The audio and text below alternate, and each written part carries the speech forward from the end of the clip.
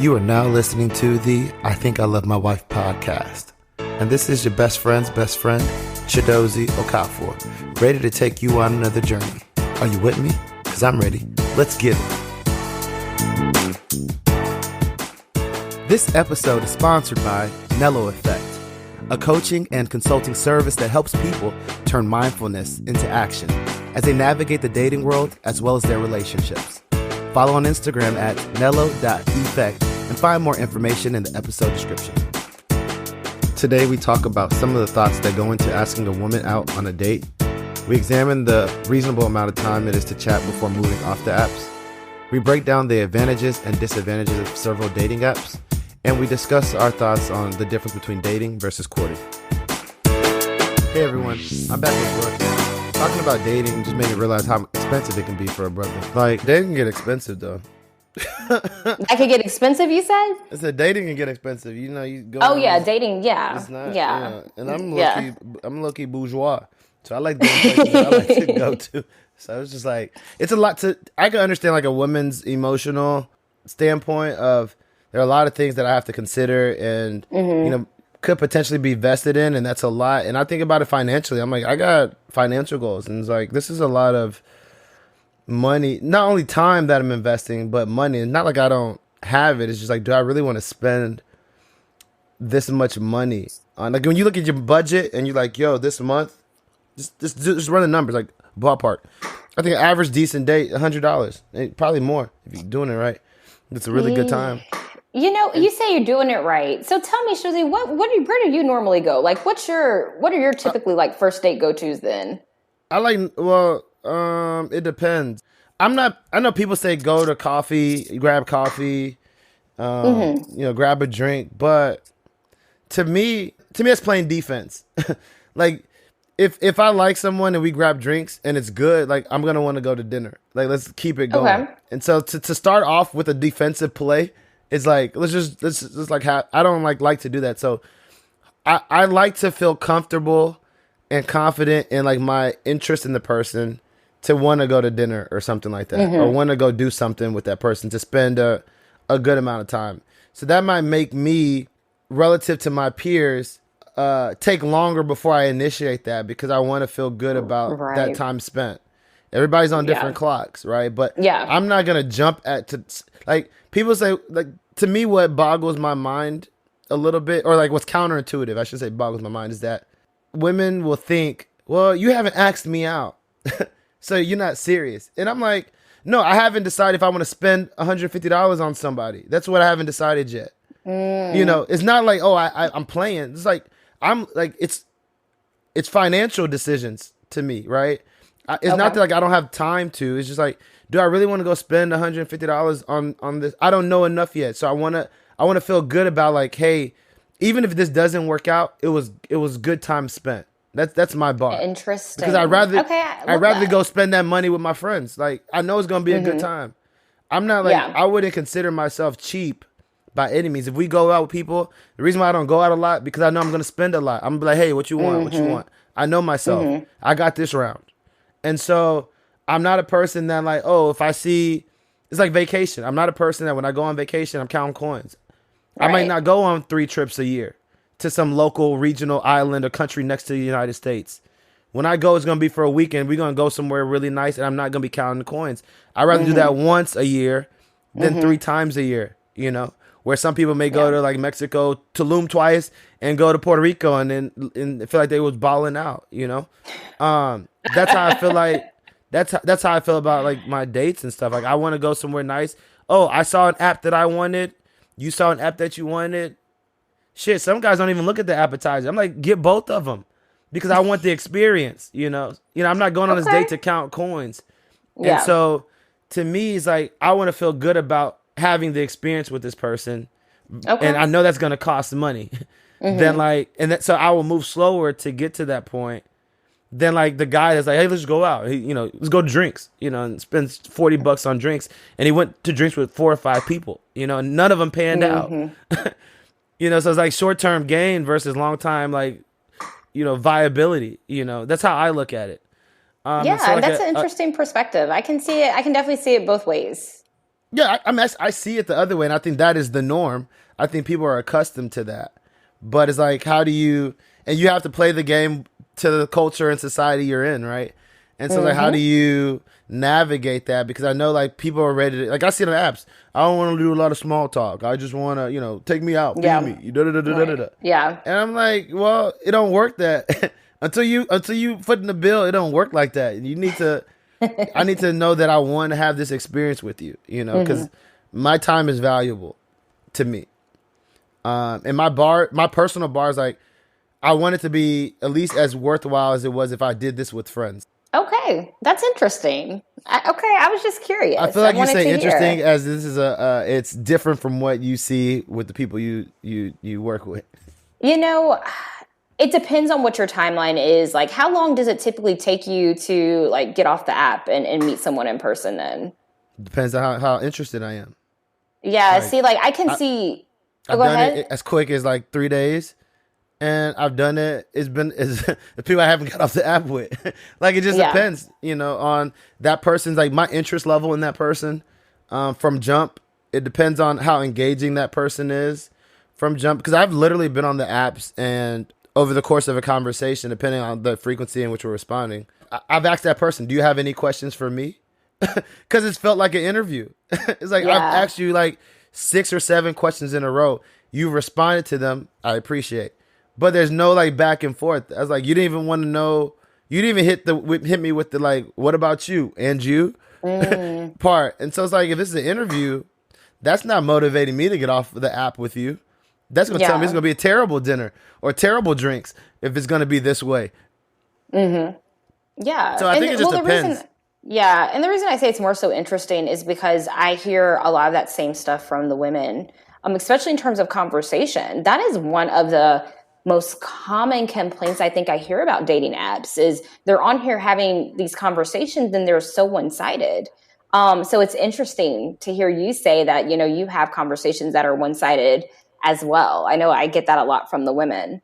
The guys don't tell you that? The guys you work with? The guys that I work with, yes, but just men in general that I talk to, I don't hear that a lot from them. They probably got other in terms of the conversations one-sided. What do you hear from the guys? In terms of like their use on the dating apps? Yeah. Oh my gosh, both genders talk about how trash dating apps are, but a lot of times the guys, come on, Shadozi, the men are really concerned about being catfished. They talk to me a lot. Yeah, they are. They talk to me a lot about, they've had experiences where they've met women off the app. They don't look the same. The women, they don't have full body photos. They have the photos with the filters. I hear that a lot from men that they do not want to see these filtered photos. So I think the complaints I get from the men more so are based around the pictures.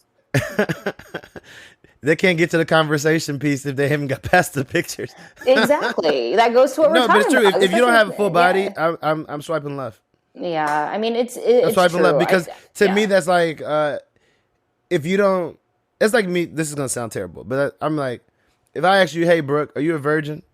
and you don't respond, I'm gonna assume you're not, because if you were, you would have said, "Yeah, I'm a virgin."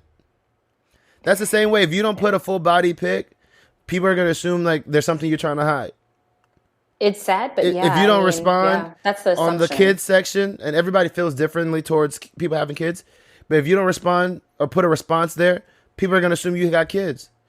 And so, like, it's like, why hide it? Or why give them the ability to assume? Like, get your no out the way early. Like, let them know, like, oh, I'm full-bodied woman. He don't like it. Boom. But we playing defense. And we're trying to, like, delay the no. And it's like, no, get your nose out. I told someone, I was like, yo, I dare you to post a picture of you going to an event, a wedding, and see how many likes you get. And then post a picture of you the next day waking up after that wedding and see how many likes you get. I'm sure like the likes are going to be significantly different in terms of number of likes you get, but you should value that lesser number, because I'm sure the likes that you got with the I just woke up picture are going to be embedded in the likes you got with the wedding picture. Mm-hmm. But you should focus on that lower number, because it's like those people that say, do you need 1 million followers or 1,000? It's like, if you got 1,000 people that you can generate that are $100 from, you're good. But we want all the likes. Yeah. And the same thing goes to dating. We don't want to like give a reason to potentially turn off a guy in the beginning when it's like, nah, I want to turn off as many people as I can so that like the ones I do get, I know they're about what I'm about. Yeah, I agree. I think people really do need to go ahead and throw it out. I mean, it's the beauty of it. Dating apps have pros and cons, but that's one of the pros. Like you said, you show that person what you really look like. Show that person who you really are. I honestly don't think. See, people. I think when we say that, we are actually pointing blame to we are not providing the right level of accountability. When we say the dating apps are trash, no, the dating apps are not trash. They offer different things, just like a matchmaker offers different services and unique services. Bumble is great because if you're a man, it allows you to know who's vested from a woman's standpoint because she has to initiate first. Hinge is great because it lets you see who likes you first, and you can see who liked you early. And you get that kind of advantage, and it gives you like the Hinge be cheating sometimes because they give you this whole pool of like standouts that you never see in your regular thing, but they're always a lot better than your regular feed. So Hinge has its perks. The League has its perks too because they're like, oh, I'm a better filter for talent, right? So they all have different unique attributes that make them distinctive. Yeah. The trash part are the people in it and how they come to the table and how they operate. Like the app itself, if everyone came to the table, them full selves, showed all the pictures of all of them, made up and not made up, had great conversations, was kind of very much vested in the process, we'd be like, the apps are great, minus the cost, right? So we keep saying like the apps are trash. No, the people in the apps don't like make it trash. And so we got to point blame in the right way. It's not because when we say the apps are trash, then like people continue to be who they are, which is what they are in real life too. Like the apps are only like a magnifying glass on what you experience in the real world. Yeah, I definitely agree. We can talk about dating apps all day long. And so I want to go into like what's some of the like top recommendations you give to people on the profile enhancement or optimization. Yeah. So going back to the photos, definitely with your photos, y'all, you want people to see the exciting part of you.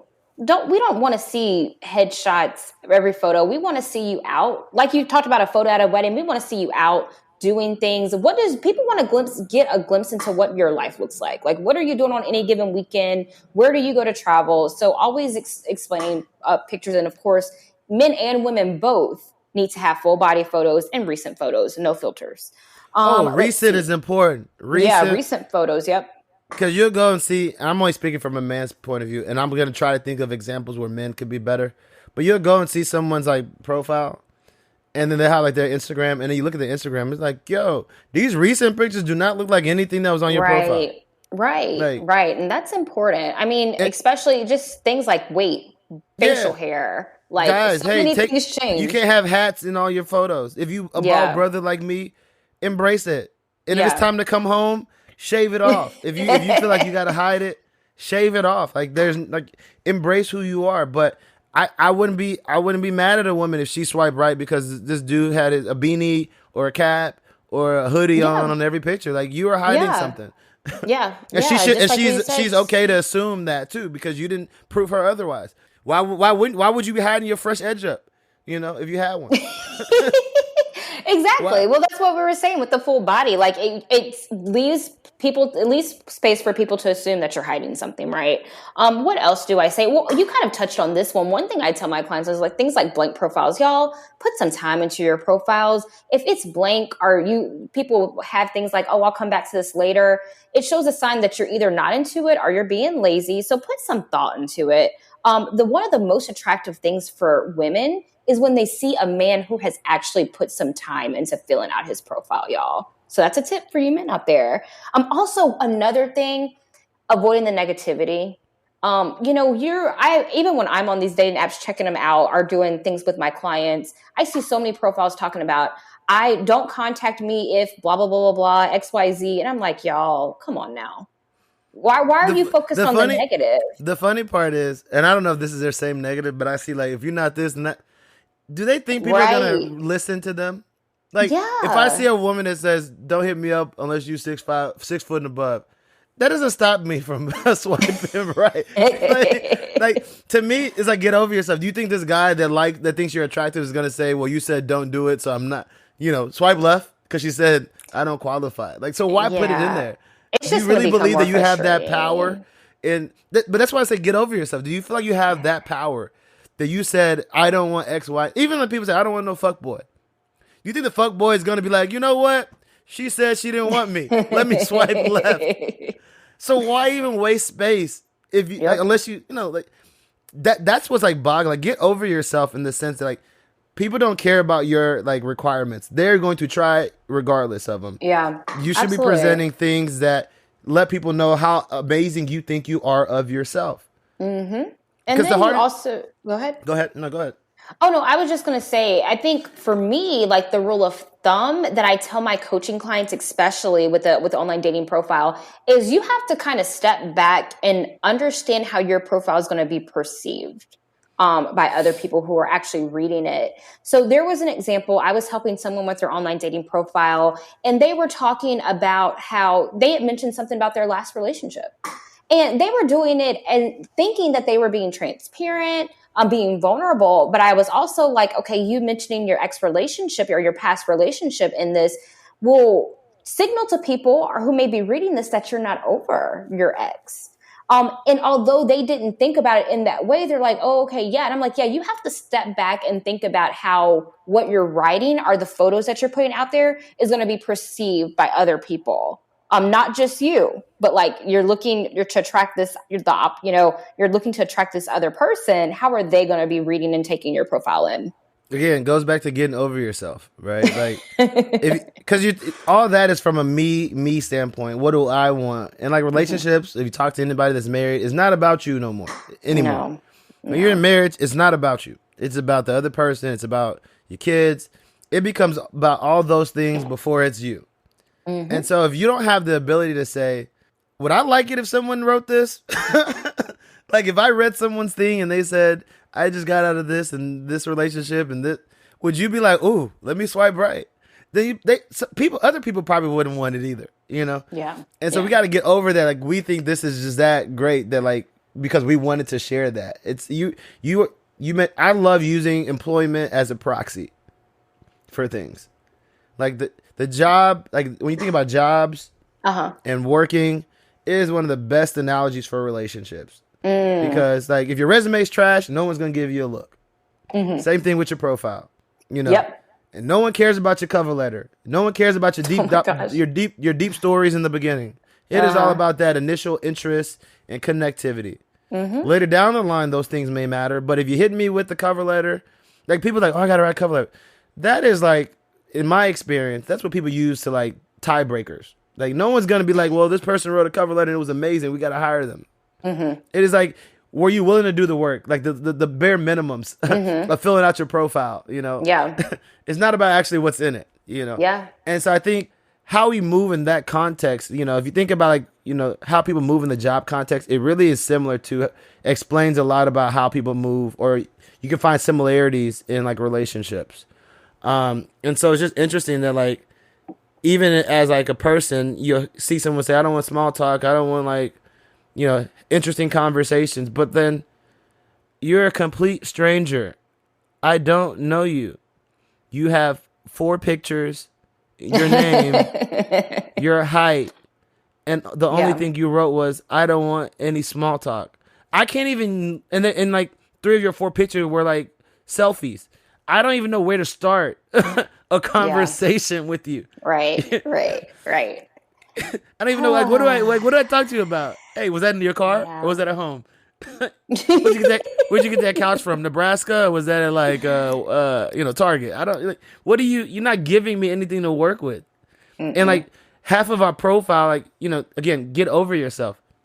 Your profile is to show people about you, but it's also a free way to give people insight to start conversation. Like, to engage with you. And the more you tell people about yourself, the more you give, like, it's like when I ask someone, people say, how was your day me to death? Or, how's it going me to death? And I'm like, well, to me, that's a great question. Because why do you think that's a great question? You get the ability to answer that whatever way you want. And in whatever way you choose to answer gives me ammunition to start a conversation. If you say my day was good, you're not giving me anything to go with. If you choose to say, oh, I had this presentation, now I can inquire. Now you can see, do I care enough to inquire about these things? Oh, I had a long week and, I was presenting to this. Oh, now I know you present. Do you do it often? Who are you presenting to? So like it's a fill in the blank question. And it's like dancing. I could be the best dancer, but if you got 2 left feet, my dancing is limited. My ability to shine on the dance floor is limited. So like, how are you doing is a great question, because like until you get to know people, you're giving these free response to like direct the conversation in the areas that you want to talk about based on your response. Yeah. Like the person doesn't really care if your day was good or not. They don't really care. But it's a segue into what are we going to go talk about? But you saying good, fine, doesn't tell me you really want to talk. Yeah. Or then they're just pulling questions out of their ass, right? Like that are hit or miss. Like you may want to talk about that or not. But when you if someone asks me how's my day, like I get free reign to say like, where's this conversation going to go? If they know how to have a conversation to me. If they know, yeah, that's important. If they know how to have a conversation, or if they're also interested in talking to you too. Well, again, indicators, right? But if I say good, I don't know that because you didn't give me nothing to work with. Like if I just say good, like, oh, how was your day? It was good, and yours? Good. All right, we're back at square one. Basically, but if I share something and you don't know how to take something, like to me, the best conversations are not ones that like the response doesn't include a question. Like when someone can share something and you take it's like a relay race. You take what they're giving you and then you use that to either talk about your experience in that or to ask another question related to that. Then it's like, oh, now we're like bouncing off each other. It feels very fluid. Then like, oh, I asked a question. It felt like there was an ending. It was a terminal question.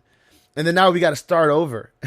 Yeah. And there's multiple, series of starting over type questions. Then like, no, it started here and then like, yo, shit, I don't even know how we got to this, because it was fluid, because each person is giving enough to allow someone to either share more about their experience or inquire more about that person's experience.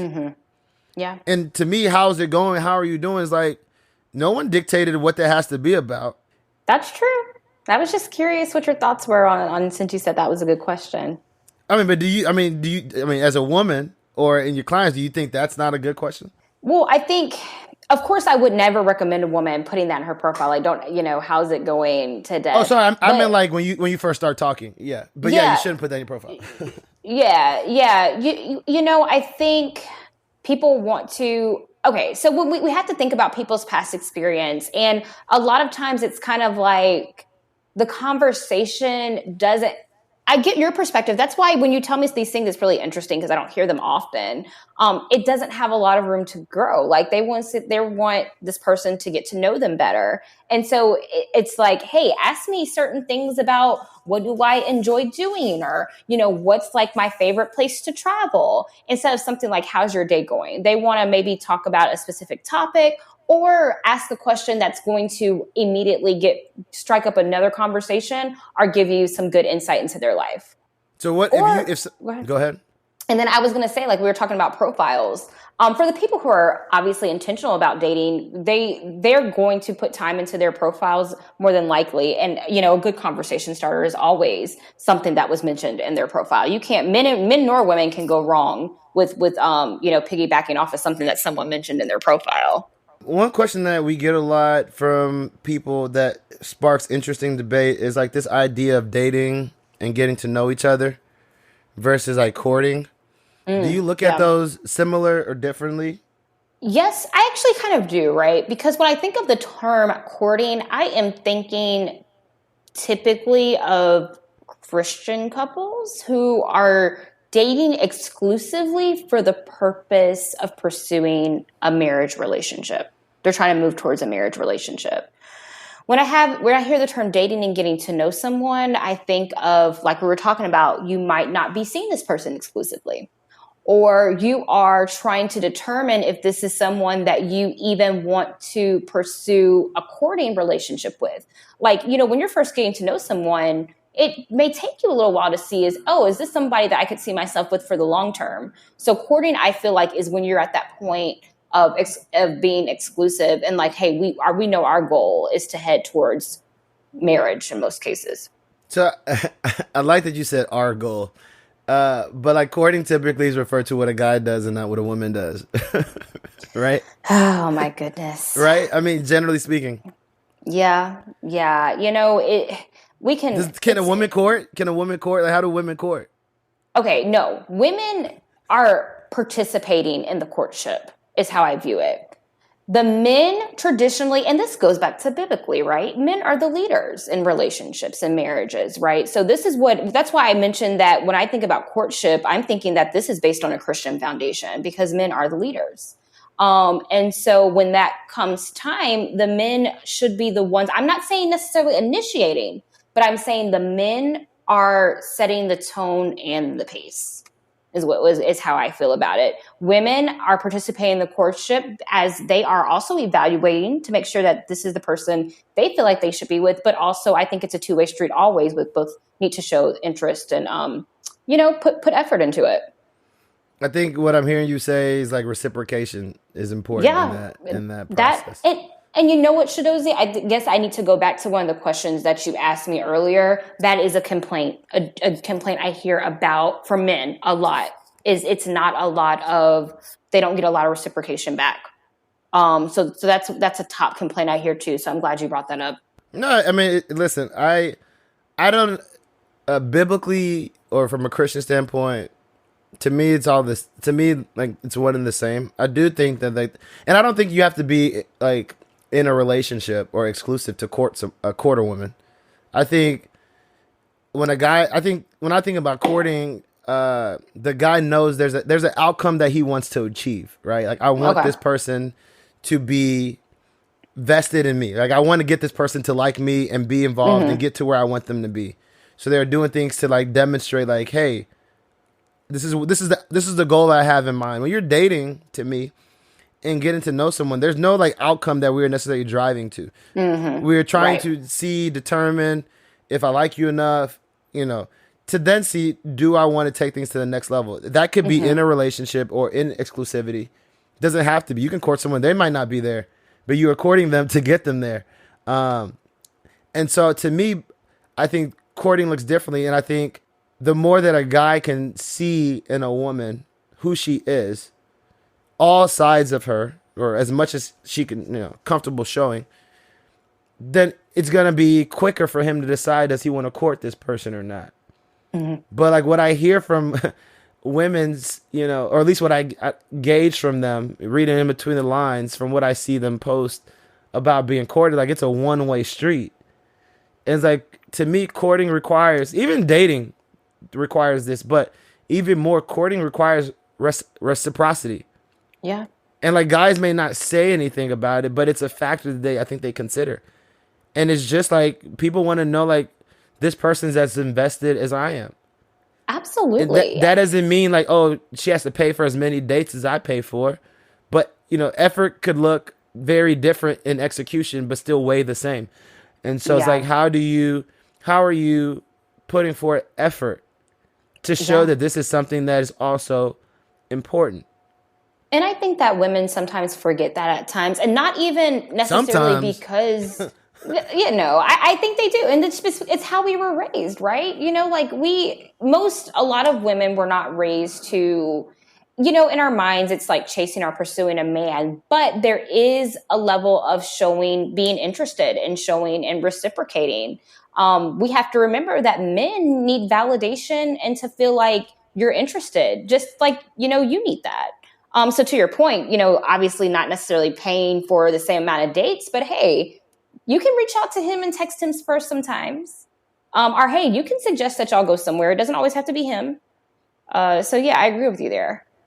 No, I just think again, I don't think they have to look the same, but to me personally, I just think that like when I date someone, well, dating is like, I don't use the word dating because there's a lot of like overlap how people talk about it. When I am in a relationship with someone, I've identified that this person has potential to be someone I could marry.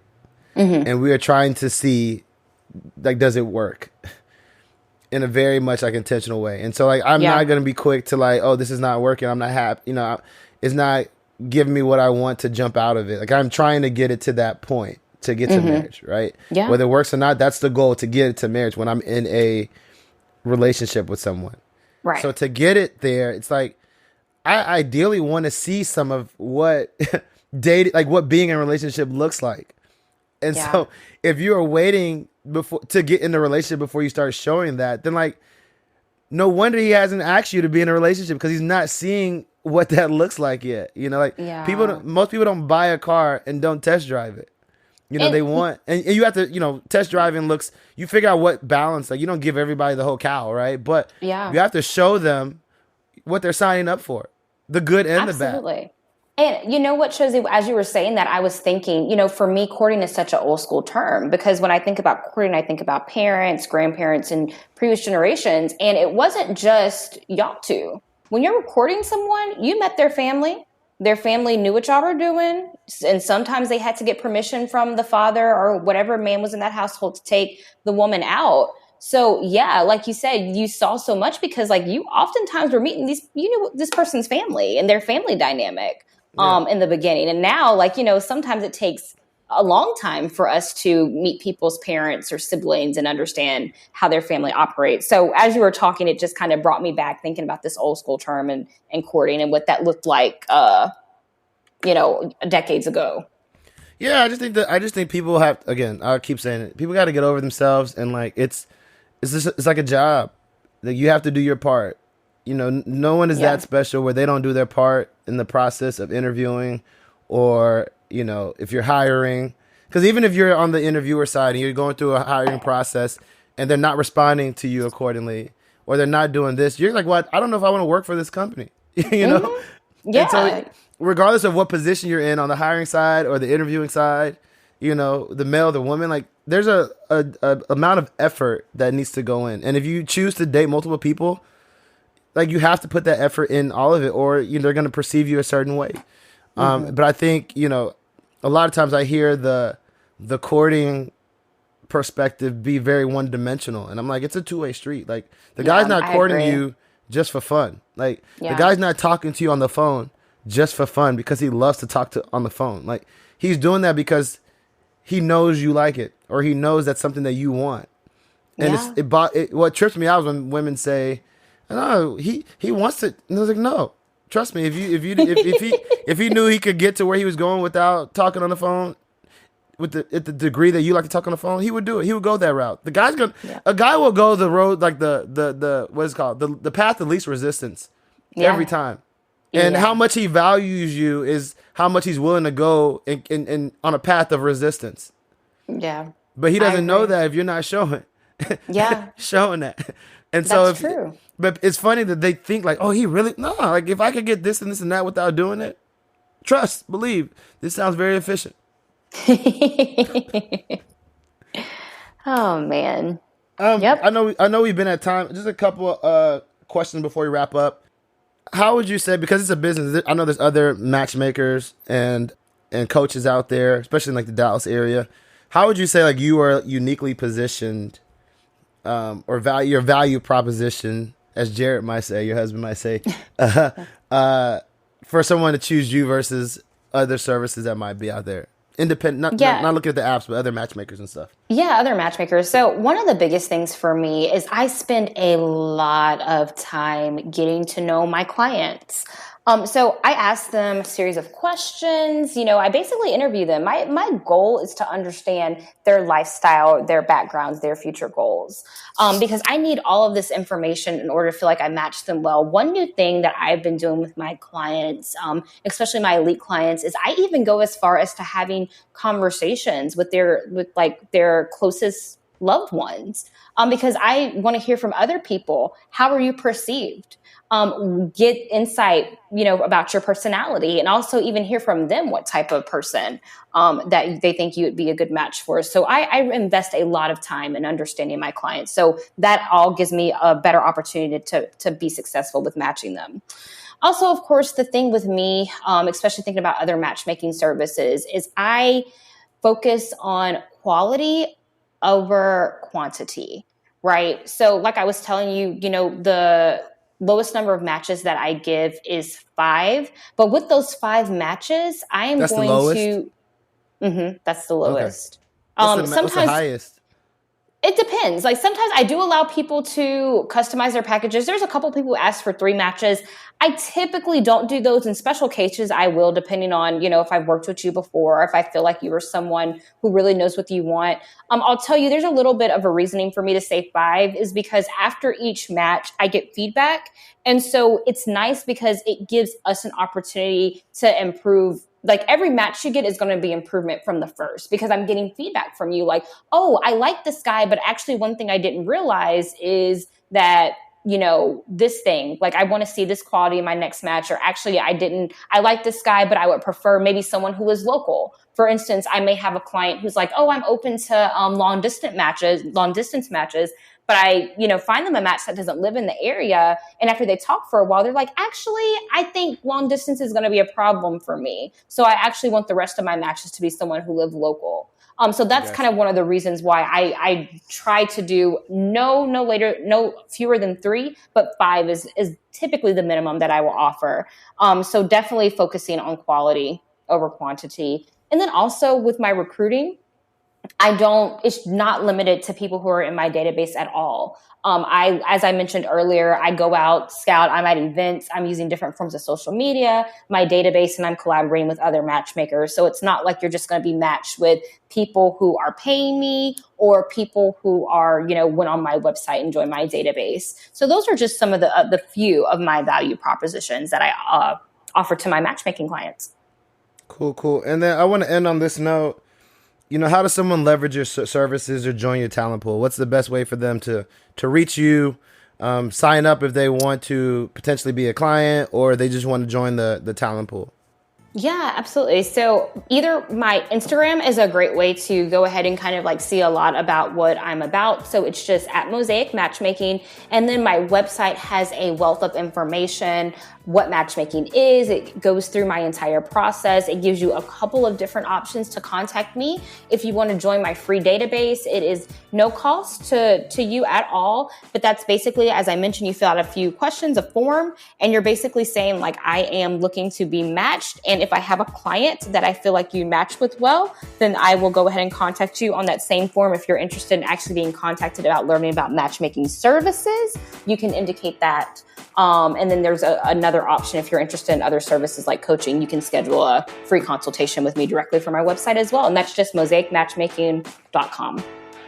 Cool. Well, Brooke, I appreciate your time. I appreciate you sharing with us, your experiences, what you do, the work that you do, connecting people together, giving us perspective on what you see and ways that people could show up better. I know what I'm going to do tonight. I'm going to get on the website. I'm going to be in the pool. So, if y'all, looking for some talent like me, holla at Brooke and I might be in that pool, but definitely going to sign up to be in your pool.